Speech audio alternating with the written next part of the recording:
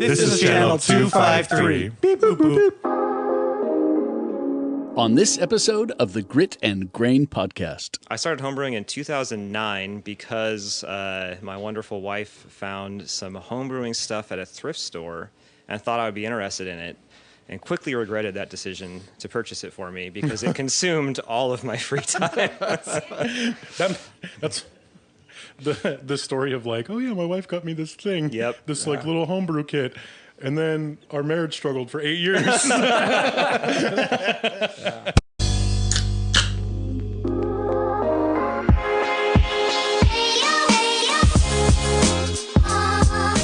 Welcome to the Grit and Grain podcast, where we explore and celebrate the craft beer industry, community, and history in Tacoma, Washington, and surrounding Pacific Northwest areas. Thank you so much for hanging out.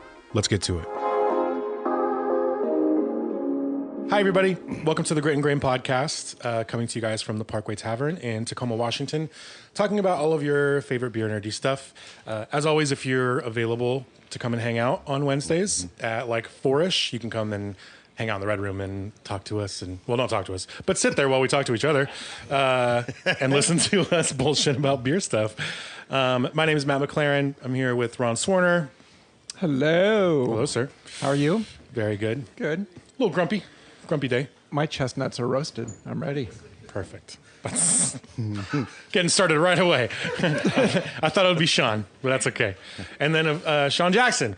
Hello, everyone. Yeah, nips are blasting. I actually scraped the ice off my car windshield with them tonight. Yep. It's God damn it. looking back, maybe not the best idea. But, How long did that take? I know. I was just gonna say. Not as long as you think. Surprisingly fast. Oh, all right. It's going to be a fun one today. Amen. It's the holiday one. I know this is the holiday one, which we're not really doing holiday stuff. Except I'm wearing a really tight Santa hat because my head's big. So our guest today is a local beer nerd, but also beer judge, and somebody who's actually contributed quite a bit to the industry and community in Tacoma, and we're pretty pumped to talk about him. Sean, who are we talking to today? The one and only Trevor Nichol. Yay! Yeah. Thanks for having me. Yeah. Thanks for being here, man. Yeah. And to travel back in the future, today is darkest day, too. Yeah. Yeah. It's So you'll all hear this on Friday, but if you didn't go over to the Red Hot for Darkest Day, Yeah, Then, sorry. Tapless looks incredible. dude, So. Yeah. seriously. And I can walk there from my house, so Dude, that's so legit. That's so dangerous.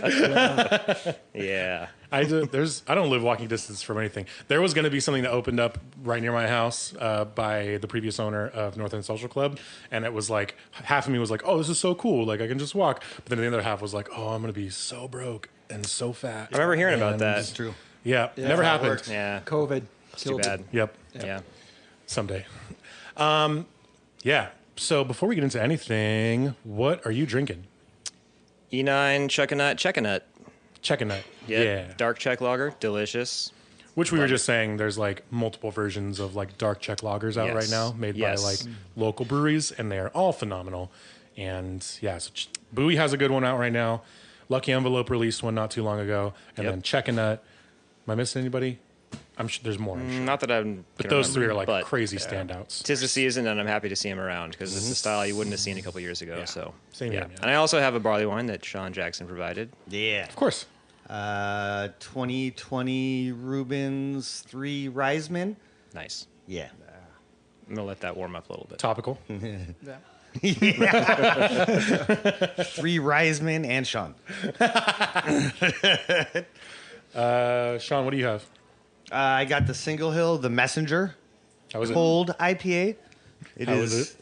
bright and crisp and delicious and hoppy and and it's just gorgeous. Absolutely. Trevor, what do you think about cold IPAs? I mean, the name. Well, all right, we can talk about. I'm friends with Kevin Davey, who has a lot of influence in this sphere. He invented that shit. Yeah, and I'm pretty much agree with him on it. So Yeah? you can just reference a lot of his thoughts on that. What do you say to anybody who just says it's an IPL? IPL. That name is dumb. Amen. That's such a good Amen. answer. That's such a good answer. Yeah. That's it. Yep. Kevin's better at marketing. Yeah. That's. But as a fucking style, good I mean, answer. it's what's just like a. It's like a Pilsner. It's just different hops kind of thing. I mean, it's a little different than that. That's to simplify it, but like, good beers. If it's a good beer, well-made beer, I'm going to drink it. Is Sweet. it dumber than Cascadian Dark Ale? Ooh, that's tough. I mean, know, it really is. Because that's just a hoppy porter. So, I mean, come on. Been making Hang those on. for hundreds of years. I mean, I say it's the universal beginning homebrewing fuck up. At least in this country. Oh, I just put too much hops in my porter and it's fucking delicious. yep. Have any of you guys been up to Logan Brewing yet? Up in. I have. Yeah? Yeah. Okay. So they make what I am pretty sure is my favorite CDA I've ever had, black IPA I've ever had. I always thought we're getting on a tangent. Sorry. But who gives a shit? Yeah, who cares what I'm drinking? I'll ask you in a second. Okay. So Logan Brewing, if you guys haven't been, they actually make really wonderful beer. If it's not solid, it's probably a home run. And one of the things that they were actually recognized, I think a year or two ago for their black IPA, but they do it in a way that I always thought that it should be done. So black IPA is really cool to me because you can mimic the flavors that you would get out of like really good single origin coffee, because you can get kind of like these really sharp sort of citrus notes, but also like the roastiness. But so many people go so heavy in like the roasty malts in their black IPAs that you kind of fuck up any of the citrus, and then it's just roasty and bitter, and you kind of miss all of that. So they dial back the roastiness, and it is more like a porter or like almost even a brown ale. And then they use really like bright orange and like, lots of mosaic. So you get some blueberry, and it's like Ethiopian single origin, like medium roast coffee. Nice. And it's fucking perfect. And I like, when I had it, I was like, this is exactly what I wish all black IPAs were. Cause it's an alcoholic version of a really nice coffee. And that's what they should all be. Anyway, that's a tangent. If you guys haven't Jack's yet, coming back. I know, I saw that. Yeah, Fuck, I'm speaking of excited. black IPAs. I hope it's as good as it is still in my mind. It's pretty good. All right. Yeah. It's got rye in it. So you know it's good. Exactly. Spicy. It's the number one selling point. Yeah. What are you drinking, Ron? I'm drinking Jenny's Boozy Balls. Hell yeah. That's. I wasn't ready. Thank you, Jenny. You got me. She's got 3 balls. What, I mean, 3 different kinds. what are you actually drinking? The Lumberbeard Psycho. Citra is awesome. And it's Same. awesome. It is awesome. I'm drinking that too. We do always just drink the same thing. We do. That's Sit okay. at the same table. Well, Doug's at the Machine House American Accent British Pale, That beer Yeah. is awesome. and great job on the name. I know. I love that. So Yeah. smart. That's a Machine House Old Stove collab, and it's so good. It's like the perfect halfway point between like American amber / brown and like English style bitter. It's so good. So, Trevor, how does it Yes. feel to destroy the dreams of many a home brewer? I shouldn't be destroying dreams. I should be providing valuable feedback that can serve as constructive criticism. Now, how the brewer decides to take it, that's different. But I love this that's how I already. see it. Yeah. I don't destroy dreams. I No, just, you give honest. people pay me to do that. I So know. I know. if they didn't want my honesty, they shouldn't have entered the beer. Yo, word. Yeah. When did you start homebrewing? I started homebrewing in 2009 because my wonderful wife found some homebrewing stuff at a thrift store and thought I would be interested in it, and quickly regretted that decision to purchase it for me because it consumed all of my free time. That's the story of like, oh yeah, my wife got me this thing. Yep. This like little homebrew kit. And then our marriage struggled for 8 years. Yeah, 2009, we were in a small apartment right by Frisco Freeze, and I just dove in and loved it from the get-go. My first batch was terrible. It was like a kit of extract, like everyone does. But the second batch wasn't bad. It was an oatmeal stout. And then just it being decent, I was like, oh, I'm in. And then I started, and like I do, I think actually Shane talked about this on the podcast. I'm like Shane, where like I just keep reading stuff. I consume books about something. If I'm into it, I just keep researching. So I went from 0 to 100 real fast. And just What was your learned. favorite one you brewed? Ever? Mm-hmm.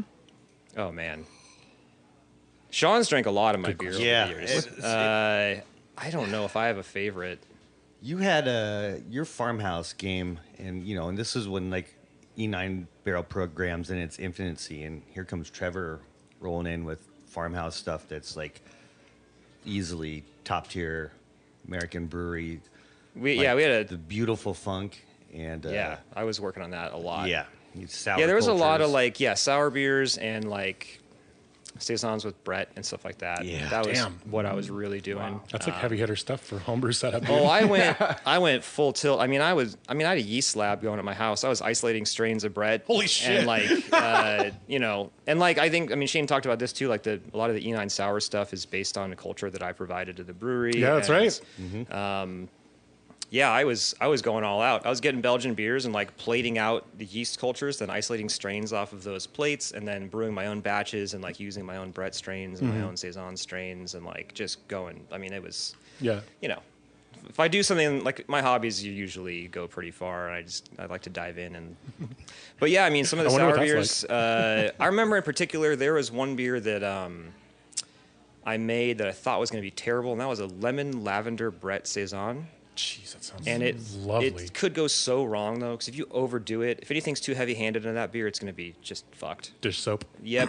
Yep. And it wasn't. It somehow I only made it once, but it turned out beautifully. I corked and caged it, and like I just remember being really proud of that one, but it disappeared really quick. Man, that was good. I don't know. that sounds awesome. But yeah, Dude, lemon and lavender is a hard thing to balance. Yeah. Like a Brett, obviously. it was a too, fluke, but- honestly, because I made it once. It was like I guessed, got it right. Yeah. And then I never made it again, though. But it turned out great. To know that it's not replicatable is a skill. I've got the notes somewhere. We can dig up the paper notes I have about it. So on the culturing thing too, I'm trying to remember, the culture that came from around Frisco Freeze from the apartment. What was that off of? Apple tree? No. So I, on the other side, I went all in. I was doing like full turbid mash, like old school lambic. Ooh. So I did as much as I could. I did like replicated something that like Cantillon would do or whatever. And then I put cheesecloth over some wort and put it out in the backyard. It was just an open outdoor like ferment. And I left it overnight basically. Brought it back in, was like, we'll see if this turns into mold or whatever else, And then it kind of took off, and then it developed a pellicle. And then I took that, it was a small amount of wort, and I pitched that into a full-size batch. And then I put that in a closet on some oak in a carboy for like 2 years. Tried to do the full time frame. And I remember then I bottled that, like corked and caged it. And I remember I brought one in to you and Shane kind of early. And it wasn't quite carved yet. It wasn't quite ready. It was a little off. I think it had some diacetyl in it. We were all like, I don't know. But it had been like a month or two since I bottled it. I was like, we'll see what happens. I remember I brought another one. And it was like 6 months in or something like that. And we all opened it. And it was like phenomenal. Yep. Oh, it was, man. It was tasted like a lambic. Yep. Which blew my mind because it wasn't so hard to do. Yeah, I was not expecting that. And then like it just, all of us, just drank it and we're like, what the hell? Because it shouldn't have worked. It should not have turned out like that, and it did. And so that's like the real Tacoma beer, man. Yeah. So then I like, had a lot of bottles of it, so I kept a bunch of dregs from those bottles, and then I know I gave some to you guys at E9, and then just that got cultured up, and then Shane said it was still part of the mother barrel too. Yeah, it is. Yep. Yeah, it's still He around. still He even uses it sent to, it like, down neutralize- to the lab and had it all isolated and figured out what's in it and. For anybody who hasn't gone back and listened to the first episode, actually, when we were talking about nerdy stuff, and Shane was saying like, oh yeah, we have a barrel that has a pitch of yeast that was from like Tacoma air, basically. That's what we're talking about. That's what Trevor did. Which in that episode, he says that I lived near Mimos. I did not live near Mimos. It was Frisco Freeze. Gotta get that. It's an important distinction. Mimos was an area. Actually, it is. It makes it more Tacoma. Yeah. It was that was back when it's Greek to me. Still Greek to me. Yeah. So that was. So then you went on to and founded the Aroma of Tacoma homebrewing competition. Yes. It was Explain supposed to be that. an annual event. Yeah. Didn't end up happening that No, way. but you did a adjoining We did like a Tacoma beer pub crawl. Yes, we did like a pro-am. On 6th Ave. Yes, we did a pro-am and had some breweries select beers they wanted to make with homebrewers, and then had those brewed, and then each of the beers was on tap at a different location up and down 6th Ave. So you could walk up and down 6th Ave and try different pro-am beers at different bars. Yeah. And the idea was to get people to go to different places and patronize different businesses, and also just do a pub crawl. I think a couple of those businesses weren't bars. Yeah, that might be true. I don't remember who all they were. That was a long time I know ago. the Red Hot was there. The Red Hot was definitely one. Yeah. I know that, well, now I don't Probably remember the rest. E9. E9 was one of them also. I don't remember the rest of them, honestly. It's on the back of the T-shirt that I wear that I still have, so I don't ever read that part. It's your band shirt. Yeah, It was fun, though. it was fun, and we wanted to make it an annual event, but it just didn't work out. Yeah. Just there's a lot of reasons for that, but yeah, We're bringing it back. Yeah. yeah, we could. And then you held the award ceremony at the Harmon Yep. Beer Garden. Yep. Yeah. Yeah. I don't remember what year that was. Like 2013, I think. 14 maybe? 14. That Yeah. sounds right. Yeah. Man, 14 was a popping year in Tacoma. Yeah. So Yeah. much shit happening. Yeah. There We were was. just talking. We couldn't remember what year your class was that you did at E9. That I did it for like 4 years. okay. Yeah. Okay. When was the last one? I don't remember. Maybe 2015? 15, I think Probably was the one I was 15. in. That's right. With Which, Lincoln. for the listeners, we should, I guess, go back a little bit and Maybe. discuss what that is. Yeah. So yeah, this ties in with my homebrewing. Started homebrewing a ton. Wanted to meet more people that were homebrewing. Started going to the Impaling Alers up in like Renton. There was Yeah. one of the old school homebrew clubs, been around forever. Was at Larry's Homebrew Supply. Met a lot of people through that. Which those days, that was like wild, wild west type shit for a homebrew club. That place was nuts. Larry would get in there and he'd pull out some old carboy that was covered in an inch of dust off a back shelf, and it'd be some moonshine he made 10 years ago. And like, just, it was crazy. But I met a lot of people, met people that were judges. Actual contraband. Yeah. That's awesome. Actual contraband. But met people that were beer judges, got a little involved, went to some competitions, entered some beer in some competitions, got intrigued by that. And then decided it went in line with me learning more about things and getting better at homebrewing. It's like, oh, I should become a judge. It's just sensory training, more knowledge about beer styles and beer history. So started studying with that. Took a class. My class was taught by Mark Emily and Peter Twigg.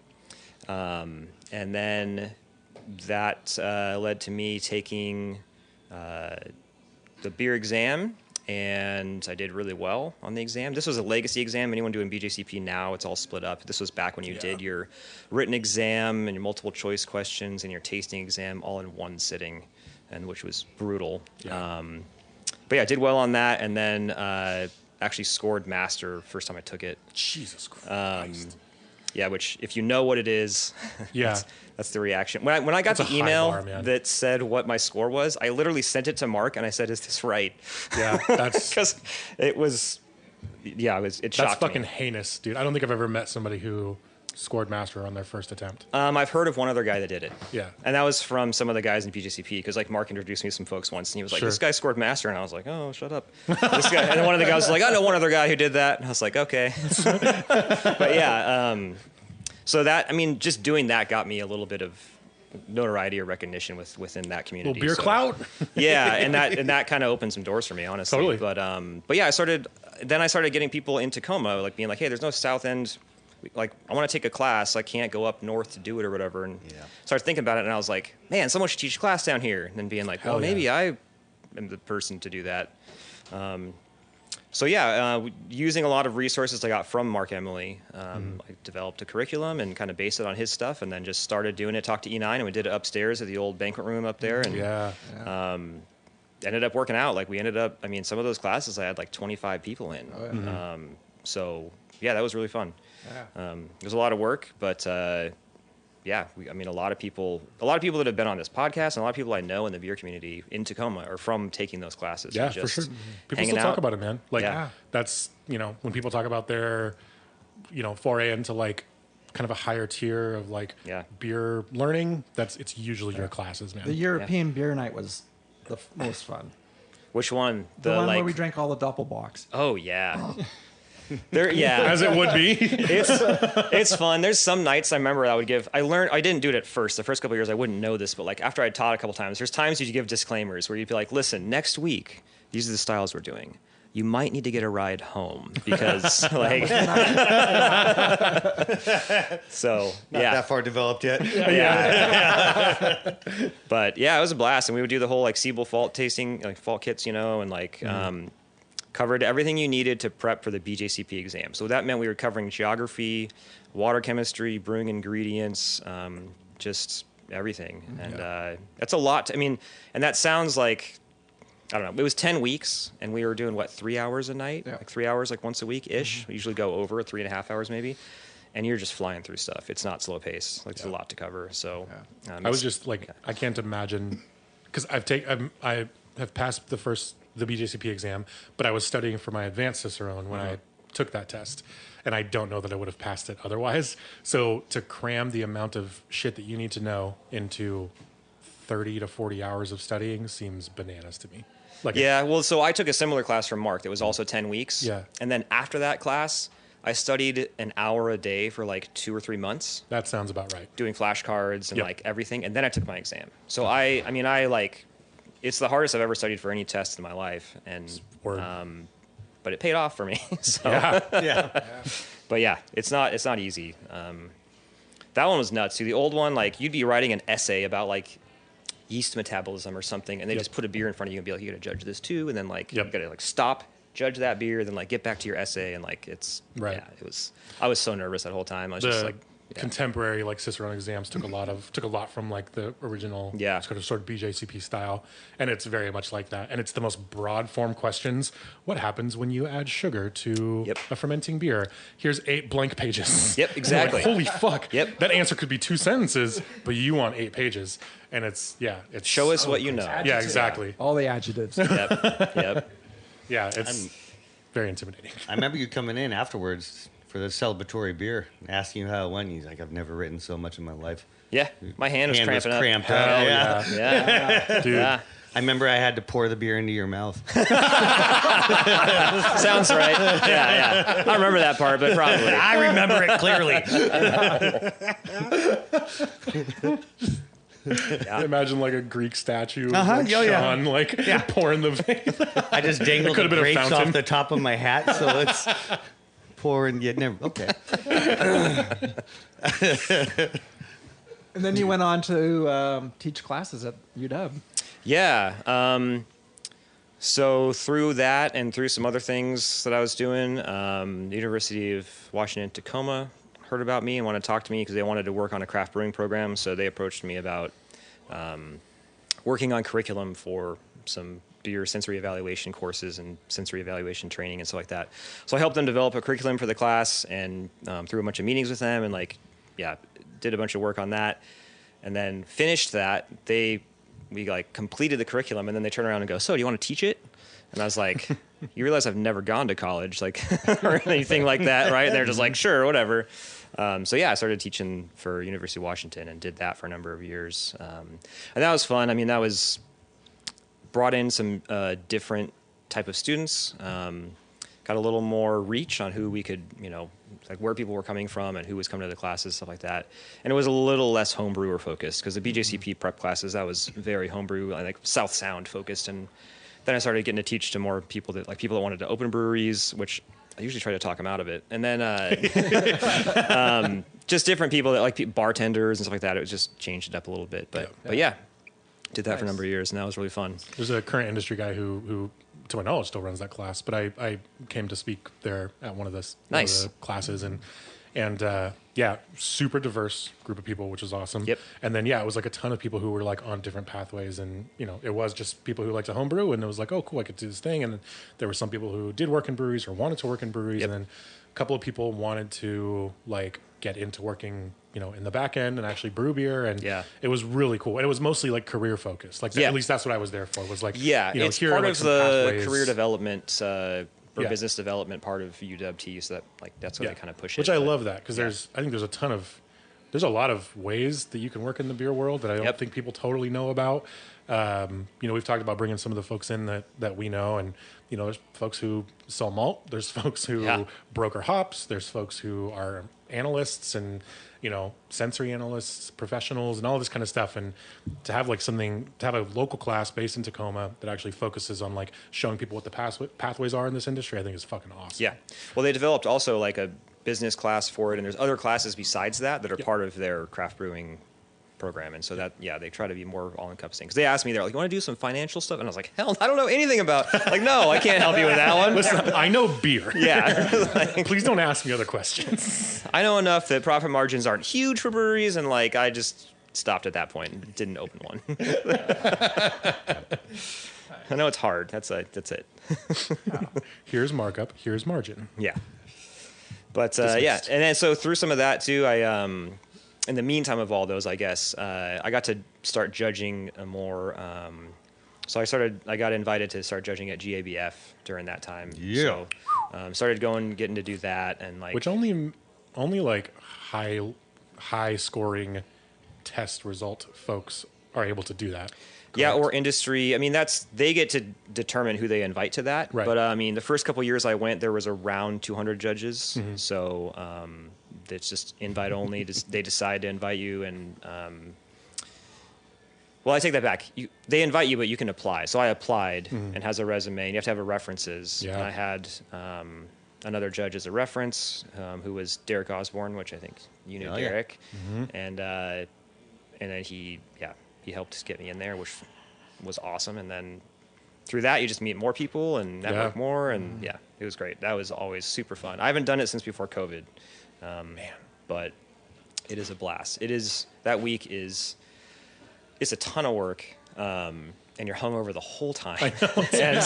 Every judge I've ever talked to is like, no, it's Hell Week. It's just Hell Week. It is rough, but super fun. But yeah, that was like at the same time of all those things happening when I was teaching classes and stuff like that. I was doing that every year, and Washington Beer Awards, like Oregon Beer Awards, that kind of stuff. So, Mark and Peter, which they go to GABF too. They both judge at GABF. Mark and Peter, who run Washington Beer Awards.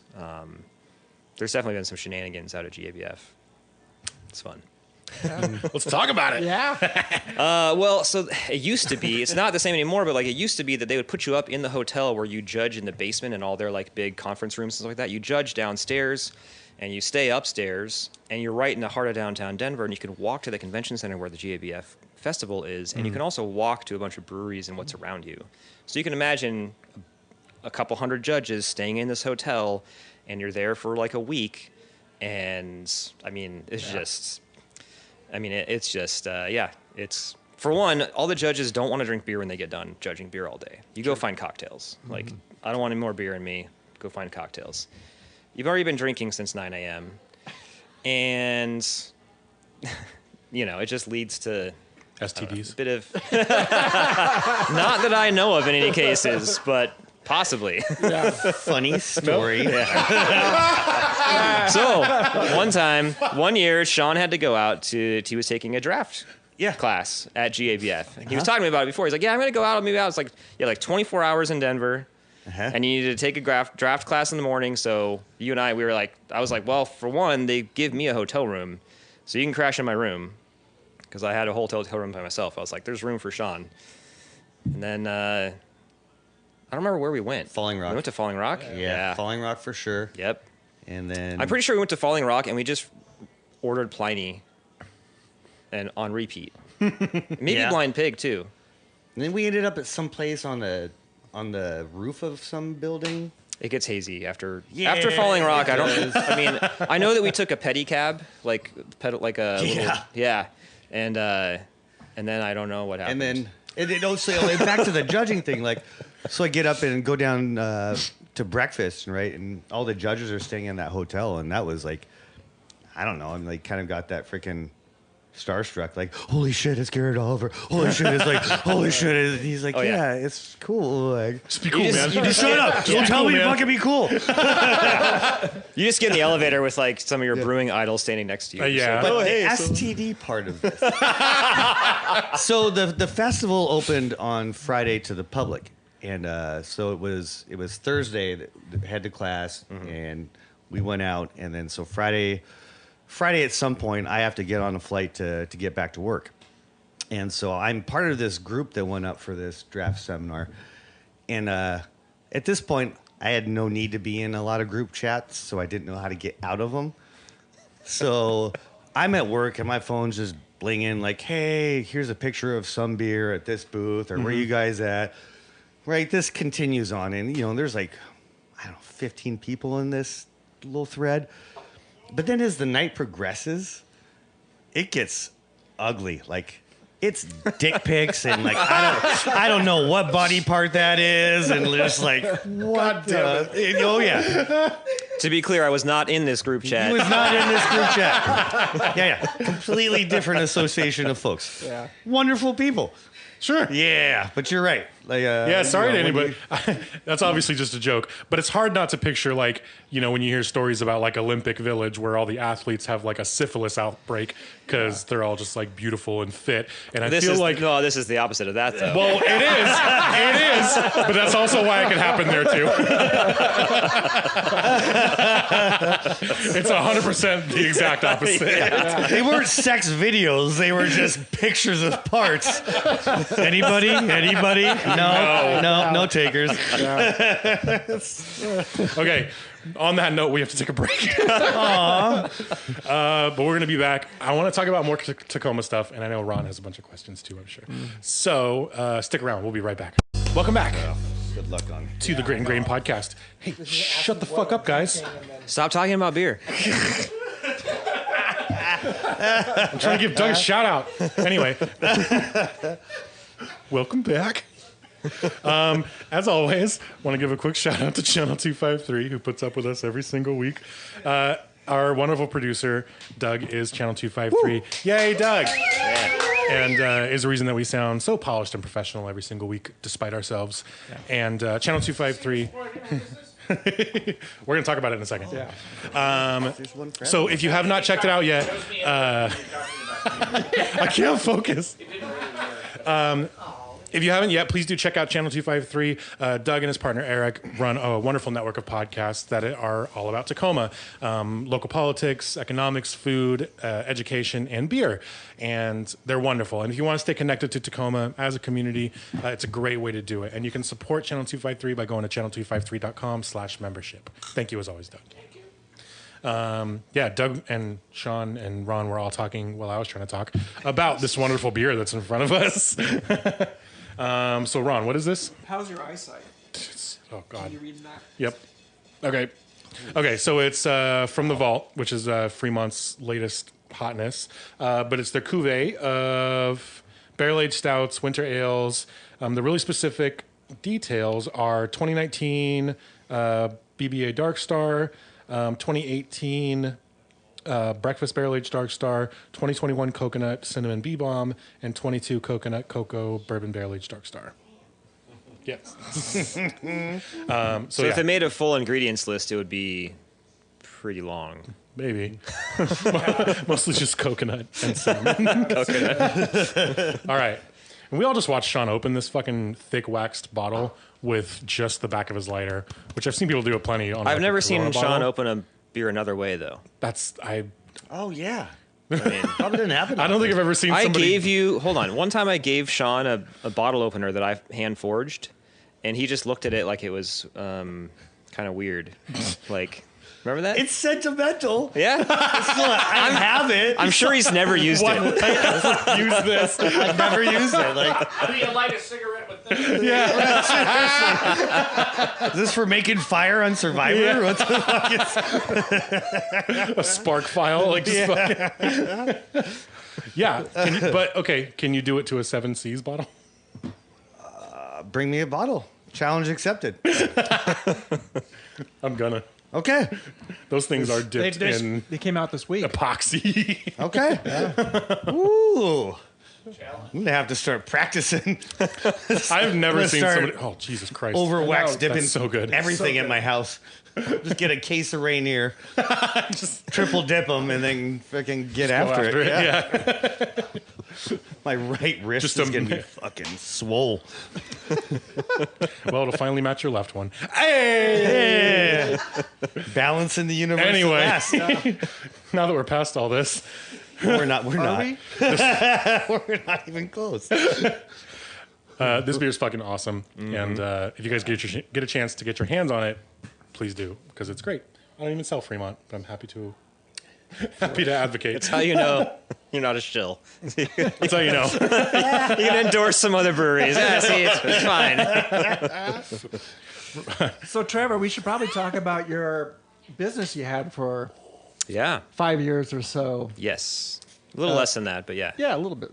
So BBL Solutions, or BBL Solutions, myself and business partner Casey, we did just brewery automation. So we did brewery services in general, but our main focus was that we built temp control panels for breweries. So we could do real simple, basic like fermentation panels and brewhouse panels and stuff, but we did like automation and control panels where you could log in on your phone or whatever and change your fermentation temps or ramp beer temperatures up and down and all sorts of other stuff. So yeah, I mean, my background, my day job is doing that kind of stuff for mechanical, systems, industrial, commercial stuff. And so I was like, oh, I'm a beer judge. I know a lot about beer, how it's made. I know some brewers. I know how to work on all this equipment. Maybe I could combine these things. So we did that. And then the first brewery was E9. So approached them and was like, hey, I got this idea, but I need to put it in somewhere, like beta test it. And we were like, I don't know, our equipment's pretty bitchin'. I don't know if we need your yeah. This was at the old 6th Ave location, and they probably had the oldest brew house in the state at that point. But yeah, we put it in, and they were gracious enough to let us do that, because there was a couple hiccups early on. There was definitely some panic moments where, because like, I remember one time the system like rebooted and lost all its memory, and like none of the temps were being controlled correctly, and I think Shane, I don't know, he had like a minor stroke, and but his hair used to be black. Yeah, he had a ginger stroke. Yeah, but I mean, it's we ended up getting a little more polished and it worked out, and then we started putting it in other places, and yeah, we did that for a couple years, and just. I'm really proud of some of the customers that we had and that I still work with, because I still work with some of them. Doing support and stuff? Yeah, support, or if they need new stuff. I'm really busy. My day job takes a lot of my time, and I'm not that responsive anymore, but I have a couple. But I mean, like we built like the brew house, like brew deck panels, and all the fermentation control panels for Holy Mountain, all the panels for Cloudburst. I don't know, a number of others, like E9, the new facility. I did all the stuff at the new facility for E9. There's a lot of other Holy Trinity right there. But yeah, those three, I'll be like, yeah, any of those guys call me, I'll still fix their stuff. Let me just randomly pick some out of my resume. Just random, no particular order. Yeah, the 3 best breweries. Just the ones I want. Yeah, just I just work for the people I want to drink their beer. So I just that's what's up. Mm-hmm. Right. That's a trip to have like that much of your fingerprints kind of like on the production of some of the best beer in the state. Like there's got to be some like legit kind of pride behind that. Yeah, especially being a home brewer yourself. Yeah, it was kind of a crazy. When I think back about the trajectory of it, I'm just like it's fun to be able to. It's weird also that I know I've judged some of their beers in competitions, and then like I've also like worked in their facilities and worked on their stuff and built part of their brewery and like all this other stuff. So yeah, I've come at it from different angles, but yeah. How many times have you written down on a BJCP judging form, maybe you need automated temperature control? Here's my email. I fucking know a guy. I've definitely had the thing where like, especially back in like homebrew club days, when I'd go, people would be like, oh man, I'm building this thing and I'm gonna, like they'd buy some panel somewhere and like it did like one automated function. I'd be like, that's kind of lame. Yeah. I could have done this on a Raspberry Pi, bro. Yeah, we could have done this a different way, but that's all right. I think it was just nice, like, when you get into things like, like this is your craft, this is you want, and you're trying to explain to someone, who does a different thing, like this is what I want, and you're trying to express your ideas, and so to have the ability to understand what they're saying and also probably make other suggestions. Yeah, because a lot of times I know what your vision is, exactly. but maybe this would be a good approach. I've Just to heard have lots that of brewers depth say that, where knowledge. it's like they would talk to some guy who was just worked in HVAC and knew how glycol cooling systems worked, and they try to explain to him what they need tap into the beer in the tank, and like you don't have to explain that to me. I know what you want the beer to do or what needs to happen, and I know ways to make the controls work in a certain. Yeah, so yeah, that's what we sold ourselves on. Is like, hey, we understand how to brew beer, and how to make good beer, and we understand what it's like to make the beer. So like, what's going to make your life easier? What's going to make better beer, and how can we make the system work that way? That's a crazy thing that you don't totally think about, is actually like translating the needs of a brewer to somebody who doesn't work in the industry but is the technician for the thing that they need. Yep. Like a fucking HVAC repair person who drinks Bud Light. Like he's not gonna. There's no, Or doesn't it's a understand foreign how language. fermentation works. Yeah, exactly. Yep. So that's what a. But sad some of the point. best breweries, like Chuckanut got into automating a lot of their functions really early, and they do it in-house, and they train their own people to do it. They program their own systems. They have outside people that help like install it and work on it, but like they also train up internal people to know how to work on it so that they can maintain it, or if they want to change how a program works, they can do it. Like, and that comes through, right? Like, so if you want to like. These things are important, and every brewery, I mean, not every brewery, but a lot of breweries these days have some kind of automation or controls on them, especially if you start getting to a certain size. And those things can save you a lot of time and stress and worry and like fix a lot of things for you, or they can totally screw you over if they're done wrong. Well, how are things changed in 5 years since you've been doing it? In the brewing industry, I mean, not drastically. Those things always change slowly because those systems are a big investment and they don't get changed out frequently. So like once you get something, you usually stick with it for a little while. Like your ROI has got to be, it's got to make sense. But it's definitely, there are more companies out there doing what we were doing now than there used to be. It's gotten more popular. It's gotten more accessible. So it's changed a bit, but I wouldn't say it's a huge like sea change. Okay. Yeah. Which are you more proud of? Your technology being in the brew house of some of these big name breweries, or your yeast culture still making some of the best sour beers in Washington? Ooh, that's tough. That is a good question. Yeah. I don't know. I never thought about that before. One of them's a living organism type thing, and the other one's technology. And yeah, you can flip a coin. Yeah, Shane. Yeah, I mean, the yeast culture thing, that's like a baby that you raise and nurture. Like, yeah. So I don't know. What is this, Florida? I don't know.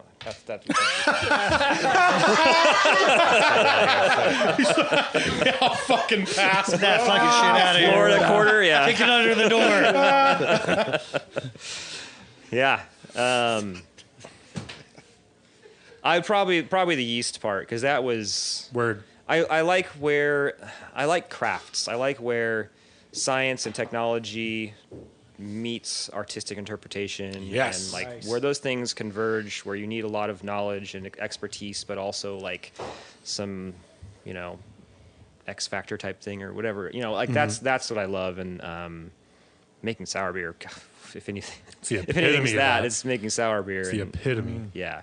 Yeah. And then, I mean, the things that Shane and Sean and now Shane and other crew have done with that stuff, I mean, the caliber of those sours and those beers, and working at a place that still uses fresh fruit from local growers and all the stuff they do, yeah, pretty proud to be a part of that. But I also made the automation system that runs their breweries. At least I didn't do their brew house, but I did the fermentation control there, so I did both.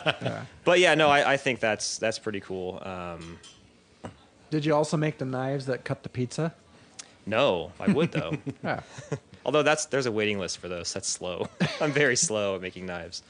So Oh, you're one of those dudes? yeah, I make knives. Yeah. I didn't know there was a waiting list. That's awesome. Yeah, there's a waiting. It's not because I'm really good at it or there's like a lot of demand. It's that I'm just super slow. It's just that I have a Just take the plug, bro. yeah. I have a demanding day job, so I don't have enough time to make enough. knives that I want to. So I brought a wish. couple knives for you to review. Let's do it. So, This one looks weird. appearance, smell, taste, mouthfeel, overall impression. All right. I'll do the mouthfeel. Yeah. Appearance. This one's kind of hefty, kind of heavy. Large wooden handle, canvas type sheath. Smell. Wait.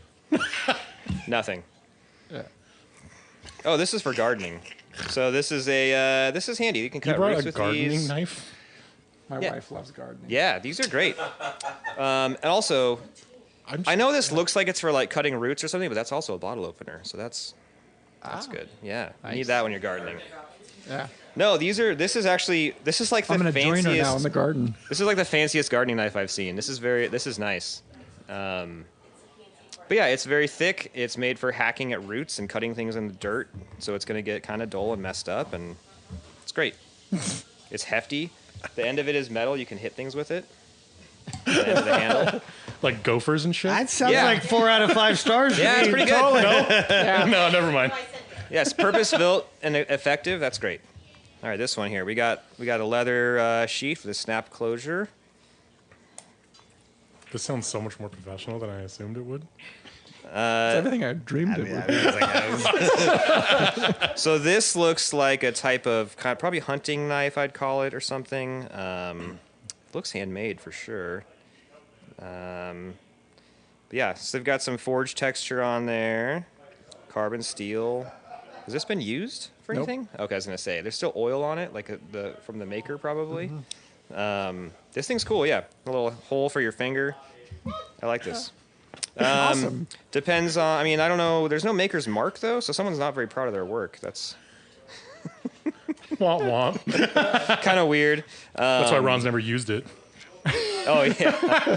Also, your critique: the spine on the back here, it's not rounded over at all, so it's kind of sharp. So if you're gonna apply pressure, like your finger on the back, Once your fingerprints on it. I'm gonna wipe this down before I put it away. Thank you. So what do you do then with the knives you make? I make almost all kitchen cutlery, so it's mostly chef's knives and stuff. And yeah, I sell them. I mean, they pretty much all get sold. I keep some of them for myself, but I don't need that many knives. So, but yeah. What do you use for a forge? My forge is an old section of like 8-inch steel pipe that's cut down. So it's like a section of pipe that's about 18 inches long. It's lined with ceramic insulation, and then it's got a burner that I made. And so yeah, it's like it's a tube basically, and it's about 18 inches long. So it's just big enough to fit what I need in there. I don't need a bigger forge than that. So got that, and then I have an anvil. I have like a 170-pound anvil that was made in the 1890s. Yeah, that thing is freaking rad. Yeah, I got that, and then I've got a grinder, a couple grinders, drill press, and I've got a hydraulic press. So I that's the newest addition is a big hydraulic press, so I can actually make Damascus and stuff properly. And Do you have any knife fuck up stories? honestly, not question. that much. I mean, I've messed up. Everyone has a messed up knife, or like you go to heat treat and you quench your blade and it cracks or whatever. I've had that happen. I was one of the longest running like things I was trying to make was Colin from Holy Mountain. He ordered a knife from me, and I made it 3 times and it cracked in heat treat 3 times. Oh, damn. His knife just kept breaking, and like for what he had ordered something very specific, and I was trying to make it, kept failing, and so he was like on my waiting list forever. He'd been waiting for so long because I kept like I would make another knife and then I'd get back to him and like make another knife and get back to him and be like, dude, I'm sorry, it keeps messing up. Eventually, I just made a different knife completely and sent him a picture of it, and I was like, do you want this one? And he was like, yes, I'll take Dang, that. dude. I was like, cool. It's not what you ordered, but this is yours. I can scratch your name off my list now. So, not really a fuck up story, but yeah, that kind of stuff happens though. You just mess stuff up. And Was knife making like one of the things that you kind of like shifted to randomly and then got hyper focused on? Yes. Like a new, okay. Yeah. You and I might be super similar. yeah, my wife says I collect hobbies, and Yeah, that's same definitely here. true. Like I just find Cheers a to new thing. undiagnosed ADHD. Yeah, well, diagnosed. But Yeah, I was gonna say it's not undiagnosed. Oh yeah, I grew up poor. I couldn't go to the doctor. yeah. That's what Brendan calls it, weaponized ADHD. And I was like, man, that is the most accurate thing I've ever heard anyone Yeah. say about fucking any great. fucking human in my whole life.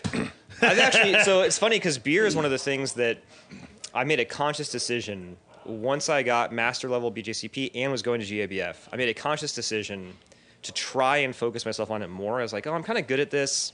And I had the draw of like other hobbies or things that pop up. Because I do this thing where I just like turn and like, oh, what's that over there? And I just start working on that and like ignore something and just drop it. Motherfucking person. Yeah. I know the feeling. So I made a conscious decision for a while to be like, I know I'm going to do beer stuff. I'm going to keep working on this because like I think I'm okay at this. I should probably like not just dismiss it and like move on to something else right away. Oh, dude. Thank fucking God. That's so hard. Yeah.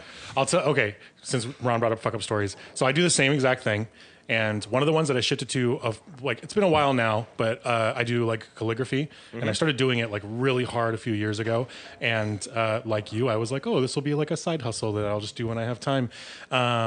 And so I started doing like commissions. So pretty much right when the pandemic started, I started doing commissions. Yeah. And most of my stuff is like really old school, kind of like business script that you would probably see on. Like, it's like it looks like the Declaration of Independence. Yeah. And I did a few, and it was all good. And I was like kind of bouncing back between sort of beer and that. And my focus was like half shifted sort of. And so I was trying to do both. And I got a call for a commission one time that was super random. And it was actually a reference from a beer industry person, which was funny. But this lady had this old frame with like a photo board on the inside. And it was 4 generations of grandfathers who were lawyers in her family. Yeah. And one of them had just passed away, and she needed the pass away date written on it. And it was very old. And I've never had imposter syndrome set in quite as hard as it did when I fucked up this like 50-year-old photo board. Yep. But I took it home and I practiced. I probably wrote that date, I don't know, 600 times in a couple of days to make sure I could do it. Whoever did it before was like clearly a fucking master penman. But I was like, I can do this. Let me just get it down. The second that I touched this very old non-acid free photo board, my ink drained into the shredded board and covered this thing. Oh. And I fucked up this woman's like 60-year-old photo board. Whew. And my stomach crumbled into a raisin. And then I felt like I was going to throw up. It was the worst. So I had to call her and be like, hey, so... And I had tested it. I had tested the ink on the back to make sure it was fine. I bought new walnut ink to like match the one she had. But the back of the photo board doesn't get light. The front does. And that's why it shredded under the pen. So I went to Michael's and got like a custom one remade, and I wrote the whole thing again on a new acid-free board, so it was like kind of fine. But after that, I don't think I did calligraphy again for like 9 months. Yeah. And then only did beer stuff. And That's a good fix. Dude. Yeah. See, I would have just started a fire in my house. Like, I am so fucking sorry. Like, my fucking office burned down and your shit was in it. Like, I don't know. Everyone would be like, couldn't you just tell her? Like, nope. Had to damage our living space. My dog ate it. Yeah, dude. Yeah, no, good save. I couldn't. That'd be a horrible thing to have to say to. I took it back to her and I like showed her the thing and I was like, this is what I did. I'm sorry. I don't know shit about what I'm doing. I'm super unqualified for this. You should have called a professional. 3 references. Just three fucking references. gaslight her into. But yeah, this is your fault. Yeah. But I like brought a sample of my other work and I was like, I swear I can redo this. Just give me a week. So anyway, back to beer stories. Yep. Yeah. Wait, Ron got his notebook out. What's? Okay. We have a couple. Any beer specific fuck up stories? Not really. Not major ones, because I never opened a brewery or anything, or never like actually brewed. I wasn't asking for it. Yeah. People ask me that all the time, or they used to a lot, especially like, oh, you can open a brewery? And I'll always be like, dude, I work too close to this shit. I don't want to open one of these things. I've helped people open them. I've been around opening them. I've worked in a lot of them. I'm good. I get the itch is scratched for me. Like I can, I've done a lot of recipes, a lot of breweries, and brewed with them. You're the stuff. cool aunt. I'm like, yeah, I'm fine. I'm close enough to it. That's what's up, dude. That's an important role. Never gonna have one of my own, but I'm happy to check out your guys'. I've got a fuck up story. Sean and I have a fuck up story about. That's beer related. We were drinking beer. That's enough of a relation, I think. Yeah. And we underestimated some people, right? Oh shit! Yeah. Yeah. I know what you're talking about. So we were up at I forget what they called it, but it was doing like when New Belgium was doing the sour blending class. Yeah. Up at Seattle Beer Week. Stumbling Monk, Yeah, Stumbling Monk. right, hosted the event. Yep. And that was actual Eric Salazar year. Yeah. Okay, And yeah, then yeah. we went to that coincided with the Elysian cast Yeah, battle. we walked up the and hill. that year was Colorado, I believe. It was Washington versus Colorado. Yep. And I think I told the story where I don't know, Eric got bombarded when he was trying to eat lunch, and then Shane and I were just freaking hammering the freaking peach whiskey barrel freaking love Yep. at the bar. Yep. And then we ended up catching up with them at Elysian afterwards. But then we caught up with Trevor and we left Elysian. And go for it, buddy. So then we were walking down past Cal Anderson Park in Capitol Hill, and we're walking by. They have some tennis courts in Cal Anderson, and we're walking by them at night. And there's a local dodgeball league in there playing dodgeball. What? Yeah, Yep. like adults that are serious about dodgeball playing dodgeball. There's some You knee were like, pads I'm and about to elbow pads. study Yeah. dodgeball Oh, yeah. like a motherfucker. Yep. And Sean and I are just the right amount of drunk where we're like, oh, we should play dodgeball. I think we got this. And Shane, I remember Shane distinctly, basically rolled his eyes at us and lit a cigarette and kind of walked away. Yep. And then, Yeah, Mom was mad. yeah, Sean and I, Well, Mom wanted to get home, and we yeah, I think he might have Mom been was driving, and we was driving. Yeah, he was wanted driving. to play dodgeball. He was driving, which is why Sean and I were so drunk. And so we walk over, get in line, because there's a line to go in, you get tagged out or whatever. So we get in line and we're like, yeah. And I think Sean remembers more details, but I just remember getting in there and immediately realizing that we had fucked up because we were drunk and these people were really good at this. Yep. Yo. We were two full-grown adults just getting embarrassed in gym class, essentially. Just getting washed on the dodgeball so- court. I love dodgeball, and I love baseball. Played a lot of baseball. If there's it transcends so well to dodgeball. It's oh man, oh no. That's why they have the knee pads. These motherfuckers, I'd be see someone, their head was turned, and I'd freaking chuck it at him, and some dude would come sliding across the court in his knee pads and catch my ball. I'm like, what? And then everything, we just got our asses whooped. We're like, all right, this time I see these guys, I'm in. All right, 3 seconds, I'm out. Yep. God damn it! Damn. After about 3 seconds, Mom finally came to the gate and was like, We got to go. we gotta go. You He guys suck. gave us long enough to get embarrassed and was like, all right, guys, we're leaving. Yeah, And we were like, if all we'd right. been doing well, I Mom like would that have been Shane knew what was going to okay. fucking happen. She's like, no, you're embarrassing all of us. Get in the car, it's time to go home. Yep. I also just want to acknowledge real quick that Sean has told us multiple times that he didn't have any more fuck up stories, but this is the second or third time a guest has been like, actually, I have one with Sean. And he's like, oh, fuck, we do. Well, it's a solo thing. Partnerships. Yeah. Oh, that's Collabs. a Lifetime Achievement Award. I am the catalyst of fuck ups. Fuck up collabs. Trevor, you're fucking awesome, man. Yeah, you are. Yeah. I hope people understand how much you've actually contributed to this industry, Yeah. and especially to Yeah. Tacoma. Yeah, this We're seriously the wizard behind the curtain. Dude, seriously, Pulling man. all the It's- levers and Yeah. for a town's long better time. because of you. Thank you. Amen, dude. Thank you. It's been surreal listening to a bunch of your I've come up a lot on these episodes that you guys have done. Oh, yeah. And the weirdest one was I was listening to Bethany as I was driving somewhere for work, and I was on the highway, and you guys had a 3-minute discussion about my dogs.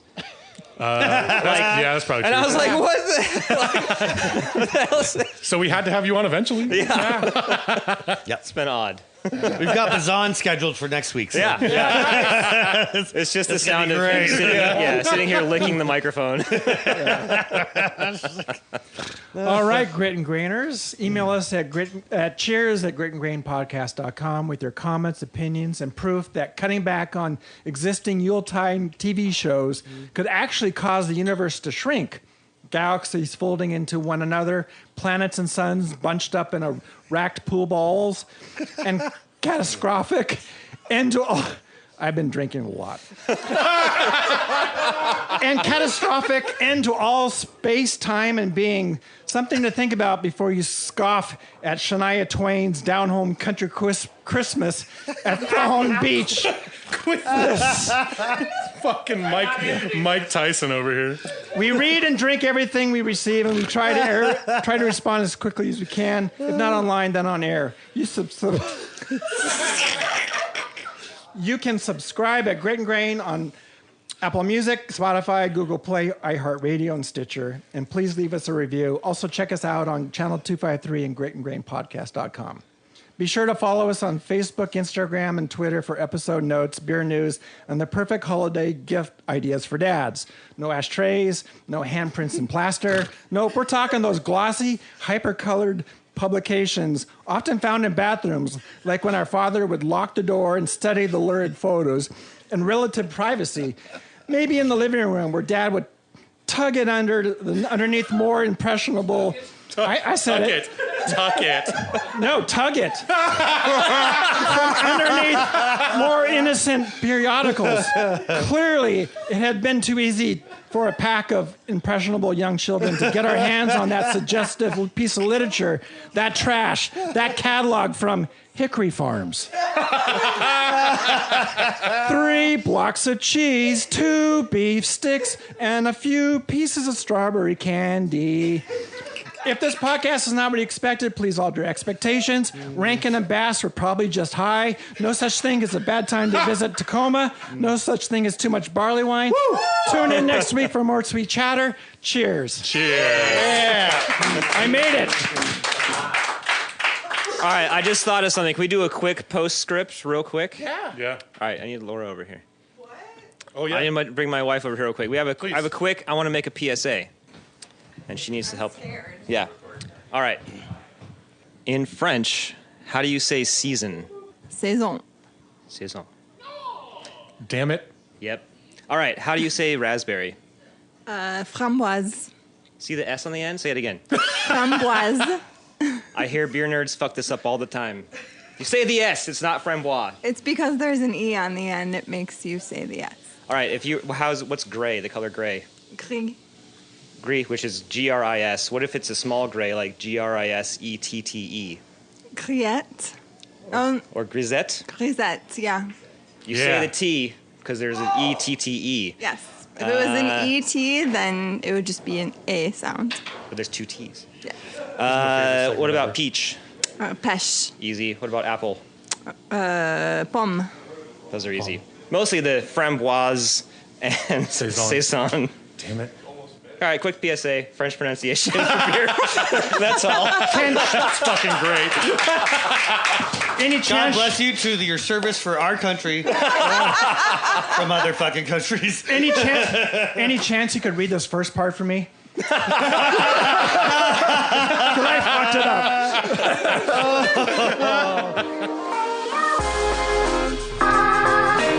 Thanks again for tuning in. Don't forget to follow us at Grit and Grain Podcast wherever you get your social media and catch new episodes every Friday. Cheers.